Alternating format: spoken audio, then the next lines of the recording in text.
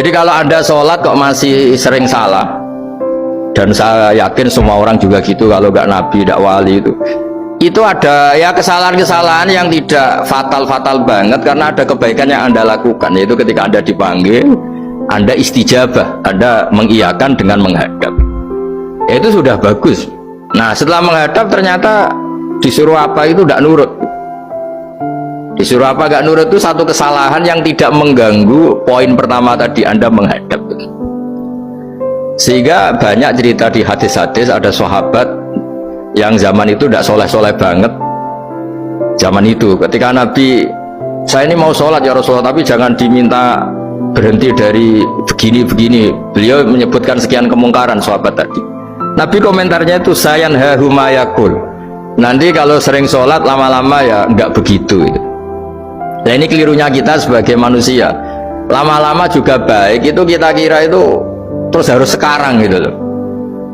Ya itu keliru, harus sekarang itu keliru. Bisa saja kita ini setiap sholat pasti sudah ditulis Allah nanti itu mati baik. Lala nanti habis asar sebelum kita maksiat sudah mati, habis sisa sebelum kita maksiat lagi sudah mati. Jadi barokahnya sholat itu ada waktu yang potensi ya, potensi sholat itu akhir kenangan kita, sholat itu identitas kita, sholat itu status kita.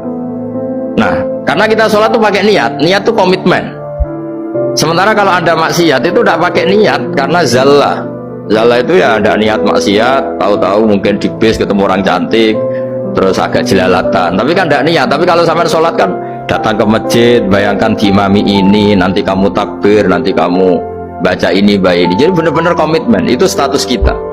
Kata Said Zabidi disebut mautinuhu wa haqiqatuh. Baiknya umat Islam itu kalau taat itu mautinuhu, itu alamat resminya, itu statusnya, kata Said Zabidi. Tapi kalau dia maksiat itu zallah itu kepleset. Jadi tidak pernah jadi status kita. Semoga semua maksiat kita ini tidak status tapi zallah. Jadi ketika taat itu status hakikat kita, maka falubudiyah ya haqiqatuh wa mautinuhu wa dzatuh. Ini kata Said Abdul Az-Zabidi pengarang Ithqal. Orang Islam itu orang yang ketika ibadah itu identitasnya betul, ketika ibadah itu Allahu Akbar, dia berharap rahmatnya Allah gini-gini. Nah ketika salah dia zallah, dia ngantor ya ada niat korupsi, dia ingin memenai negara ini, dia nyai juga agak ingin macam-macam ya, tapi karena manusia terus ada zallah. Nah semoga semua kesalahan kita ini zallah itu ya coro Jawa kepleset, tidak mental. Dan semua kebaikan kita ini mental, yaitu kebaikan yang jadi tempat kita, identitas kita, haqiqatuh wa mautinuhu wa dzatuh. Tapi jangan pernah berpikir kalau apa artinya sholat kalau kita masih melakukan kemungkaran, itu salah besar. Sholat itu wajib, dengan Anda sholat itu sudah mengurangi kemungkaran Anda, karena Anda tidak melawan ketentuan Allah Ta'ala. Kayak kita orang Indonesia, meskipun kita koruptor, mau jadi KTP Indonesia sudah bagus, kita mau jadi warga Indonesia, meskipun setelah itu kita korupsi dan salah, tapi lumayan jadi mau jadi warga apa?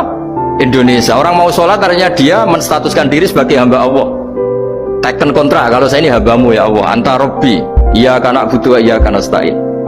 Soal salah ya salah aja, yang sama, kita tetap warga Indonesia meskipun kita salah, meskipun kita koruptor, meskipun kita salah, tetap aja warga Indonesia yang berhak mendapat jatah makan meskipun di penjara, meskipun apa, sama, kita ini hamba Allah yang mengakui kalau Allah itu Tuhan, kita hamba.